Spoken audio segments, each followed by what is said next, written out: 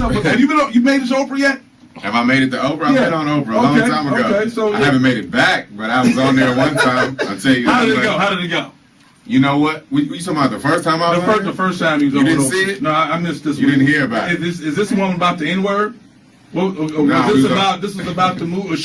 I do remember. Yeah. She cut you off. In an unexpected turn of events, Ludacris reflected on a past moment with Oprah, shedding light on their complex relationship. He mentioned how a disagreement regarding his music led to a public fallout. Despite this, he emphasized that they've since patched things up, showcasing his willingness to move forward. Right. She edited out what you had to say. Pretty much. Okay. That's what it came down to. That was the only time I was on Oprah. Okay, and then Whether we get invited back or not. did you call and say, why didn't you edit me, Oprah? No, I didn't. But we've pretty much made up since then, man. Like I've talked to her over the phone. Everything's cool. Okay. I would like to get invited back though. Okay. When is our show gonna be live? That's the question. Live. Without being, edited. Right. I want to go on Oprah live. What was it that she edited out? Just for those who listening, trying to figure out what was it. Ludacris revealed that Oprah had critiqued his music during a promotional event for the film Crash, expressing her disapproval while acknowledging his performance in the movie. He felt conflicted, noting that while differing opinions are common, it stung to hear such blanket criticism. However, he respected Oprah immensely, recognizing her incredible achievements and the importance of their dialogue. It was it was certain comments that she had made about, I was there for Crash, for the movie. Yeah. And basically she said something about not agreeing with my music, but she thought I did great in the movie. And of course I was up there with the whole cast of Crash. Mm-hmm. And so I didn't necessarily felt like that needed to be said. You didn't agree with my music. And even if you don't agree with certain songs I made, say you don't agree with certain songs, don't say you just don't agree with all of my music. Right. He candidly expressed, "We all have disagreements, just like family," underscoring the reality that even prominent figures like himself and Oprah can have their differences. Yet, he affirmed his admiration for her and hinted at a hopeful future, mentioning that he still dreams of appearing on her show. So it was a lot of comments that actually basically she was able to say what she said, and then I had my rebuttal, and when I saw the final show, her comments were in there. Right, was in there, but yours wasn't in there. And mine weren't in there, so it just looked like I kind of took it. Wow. Like was just quiet and didn't say nothing. Yes, ma'am. I did. Yes, mother Oprah. Yes. Nah, but I have a lot of respect, of course, for Oprah. I don't see how anyone can't have respect for Oprah. What she's accomplished in her lifetime. In wrapping up his thoughts, Ludacris highlighted the significance of dialogue and understanding, indicating that despite their past issues, there's a mutual respect that remains. He left the door open for reconciliation, reinforcing the idea that respect and dialogue can bridge even the widest gaps. And they are now where? Oh, the guy who actually shot me is dead. And the guy who paid him got life in jail. 50 Cent recently shared his experience of being shot in a candid conversation with Oprah Winfrey. He discussed the traumatic incident, reflecting on how it shaped his life and career. 50 Cent emphasized the importance of resilience and how overcoming adversity has influenced his music and business ventures. Let's talk about it. Let's debate. And I've been shut out. Wait, that sounds like right-wing extremism and whataboutism. But I've been shut out. Some platforms will not have me on. Why? They don't like that I'm, an independent thinker. I'm not part of the herd. I'm not part of the go along to get along gang. During a candid interview, Ludacris shared his thoughts on why he chose to speak with the host. He emphasized the importance of dialogue, stating, "It's essential to converse, regardless of differing views. I've often found myself excluded from major platforms simply for thinking independently," so to speak. So, I'm an outsider. And so, I'm not part of the club. So I have to go places for one that I'm welcome, and where I can voice my opinion without somebody, saying I'm a bad person and that they never want to have me on their platform again. What platforms have banned you? I've been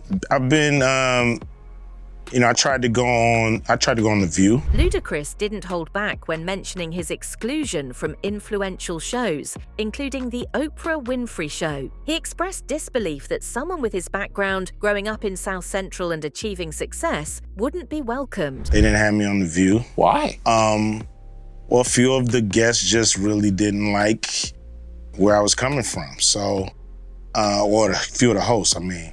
So that's what I was told by the producers. I don't know if the producers was just copping out and using some of the hosts to not have me come on and explain myself, but... You'd be a good booking for them. The rapper went further, questioning the public's reaction to critiquing Oprah, saying, "It seems that criticizing her is more controversial than burning the American flag." This thought-provoking statement challenges the reverence many hold for Oprah and begs the question, why is there such a stigma around discussing her shortcomings? I've been on there before. Yeah. It's just when I've became an independent thinker, when I've, I'm not, I don't follow their brand of politics, I guess. But if you can't think for yourself, then you're not really free, are you? No, you're not. You're not. But I've been excluded. I've been excluded on Oprah, On Oprah? On Oprah, yeah, I've been excluded. Ludacris wrapped up his thoughts by expressing a desire to understand why Oprah chose to exclude him. "I can't pinpoint a specific reason for her decisions. It's baffling," he stated. This admission highlights not only his bewilderment, but also the broader implications of exclusion in the industry, especially for those who speak their mind. You have a couple of pets as well, Yeah. a dog and a cat with interesting names, to say the least. Yeah. That's Oprah. That's Oprah. Okay. Named after the Oprah, and your cat's name is? And then Gail. But Gail, okay, Gail. What?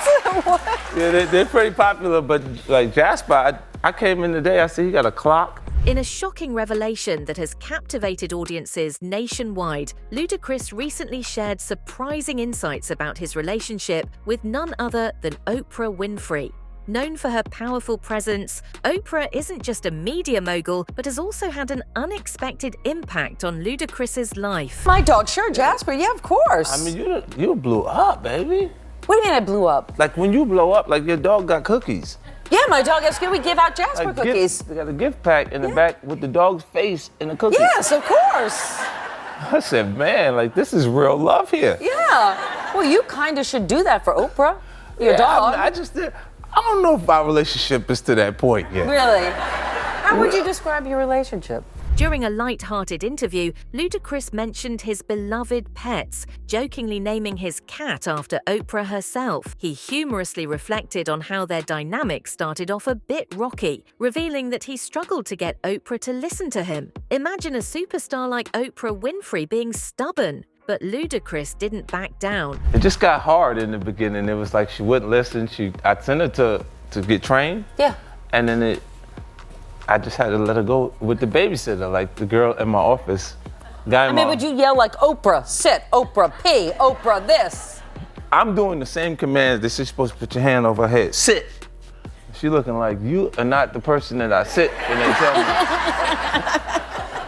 how to do that. Like she just would respond to me for a little while. The rapper shared that training Oprah was no easy feat. He recounted an amusing moment when he attempted to issue commands like sit, but was met with confusion. Oprah, with her indomitable spirit, seemed to think that Ludacris just wasn't the right person to take orders from, leading to some humorous exchanges. But now it's cool. Like she comes back and forth to the office all the time. Does Oprah, the real Oprah, ever listen to you?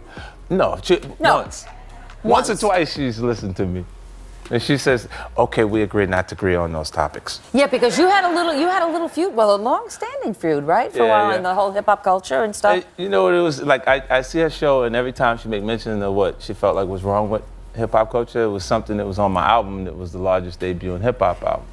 And because it's a platform that, you would see The A-lister? Ludacris went on to reveal that despite their initial challenges, he eventually found a way to coexist with Oprah. After all, it's not every day you get to be in the same room as a cultural icon. He even expressed that while they had differing views, they reached a mutual understanding, proving that even the biggest personalities can find common ground. There's probably no one in history that I've ever seen that's been attacked the way you've been attacked. He just wouldn't go. He was like a bug. He just kept being there. He was like a bug right there. So you felt...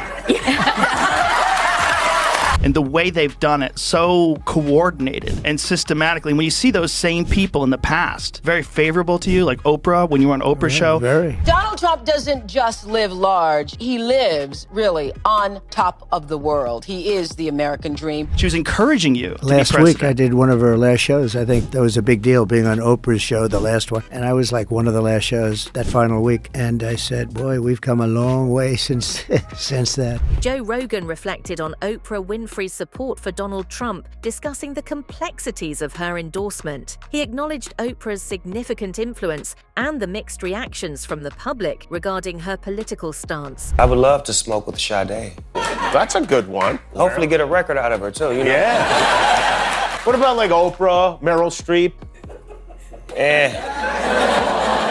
Neither one, huh? What about, Martha Stewart? Martha, well, I would imagine that. Snoop Dogg made headlines when he turned down the opportunity to smoke with Oprah Winfrey and Meryl Streep, stating that he wanted to keep his experiences with them special and not mixed with cannabis. Snoop expressed admiration for both women, emphasizing that sharing such moments should be memorable and respectful. Gayle King. Out of pocket for that shit. Way out of pocket. What do you gain from that? I swear to God, we the worst. We the fucking worst. We expect more from you, Gayle. Don't you hang out with Oprah? Snoop Dogg called out Oprah Winfrey and Gayle King, criticizing them for their handling of sensitive topics related to black men, particularly following the controversy surrounding their interviews and comments about figures like Kobe Bryant. I love that black, simple-minded motherfucker. I love Oprah Winfrey's black ass. And we just need to bring her back to black. We need to bring that bitch back to motherfucking black. Are you an Oprah Winfrey fan? Yes. Okay, well, I'm not apologizing. For any motherfucking thing I say. What's your name, brother? Bill. What did he say? Melvin. In a candid moment, Ludacris expressed his deep admiration for Oprah Winfrey, stating, "I love that woman, and I believe it's time to embrace her true self." He emphasized the need to bring Oprah back to her roots, urging fans to reconnect with the essence of her identity. The energy in the room shifted as he boldly declared, "We need to bring her back to black." We need you to help us bring that bitch back to black. I need you to bend her the fuck over and fuck her like a Nashville, Tennessee nigga would and bring that bitch back to black. Oh, bitch, be quiet. You gonna get some money out of this shit. And every time you see fucking Oprah, you see fucking Gayle. Best friends, is what they say. I've never seen best friends like that. We ain't seen Stephanie in 30 motherfucking years. Who is loving Oprah Winfrey and Gayle King? Each other! As the audience reacted, Ludacris didn't hold back, questioning the dynamics of Oprah's friendships, particularly with Gayle King. He challenged the audience's perceptions, saying, "Why is no one talking about the nature of their bond?" This pointed question prompted murmurs and sparked curiosity among those present. But we don't want to say the shit out loud because it's Oprah Winfrey. I'm too motherfucking old to be scared of this bitch. I'm too old to be intimidated by this bitch. I'm too old to hold the motherfucking truth. You know why I fuck with Oprah Winfrey, Melvin? Because that bitch tried to fuck with me privately. Well, I'm a public bitch. You tried to fuck with me behind closed doors. Bitch, open the door up. Ding dong, I'm gonna let your motherfucking ass in. Now, are you gonna fuck her or not? Monica is once again slamming Oprah and Tyler Perry, reigniting a years-long feud with them. He continued by addressing a crowd member, urging them to step up and help bring Oprah back to her authentic self. The humor in his delivery lightened the mood, but the implications were profound. "I'm too old to be intimidated," he proclaimed, insisting on the importance of speaking truthfully about those in the spotlight. And using some racially charged language that questions their blackness, the comedian hit the stage during Cat Williams' latest stop, Remember. She's currently touring with him as one of the accompanying acts, and she went on an absolute tirade against ONTP that was profanity-laden and full of insults, calling them coon motherfess. Before she got to that though, she shouted, "If you Oprah Winfrey, if you Tyler Perry." She also got the crowd to repeat this too, with a crude callback. While some audience members piled on, others seemed hesitant to go along, prompting Monica to call out an Oprah fan in the audience. In a bold move, Ludacris reignited discussions around long-standing feuds in Hollywood, particularly with Tyler Perry and Oprah. He remarked, "You've got to let the truth shine, no matter who it involves." This audacious declaration not only entertained, but also made a significant statement about accountability and transparency in relationships. In 2007, Oprah Winfrey opened up a boarding school in South Africa. The academy had salons and gyms in it. Allegations have surfaced that this school was a front for child trafficking. These girls would be allegedly groomed to be ready for sale. Oprah handpicked the young girls who attended her school based on physical appearance, but it wasn't long until word got out about what really the school was about. Turns out these young girls were being touched or broken in by one of the employees there to allegedly get them ready for clients. Authorities found out about it, and the employee was charged with 13 counts of getting inappropriate with kids. Turns out at least 6 girls aged 13 to 15 were allegedly systematically and ritualistically targeted. Chaos has erupted in the entertainment world as Oprah Winfrey gets listed in the FBI list of criminals. In 2007, Oprah established a boarding school in South Africa. Allegations have surfaced claiming that federal authorities revealed Oprah was involved in grooming children for Diddy, with these girls allegedly being exploited for child trafficking. Rumors suggest that Diddy may have used this information to implicate Oprah in an effort to secure his bail, and this has created chaos as her name is in the FBI list.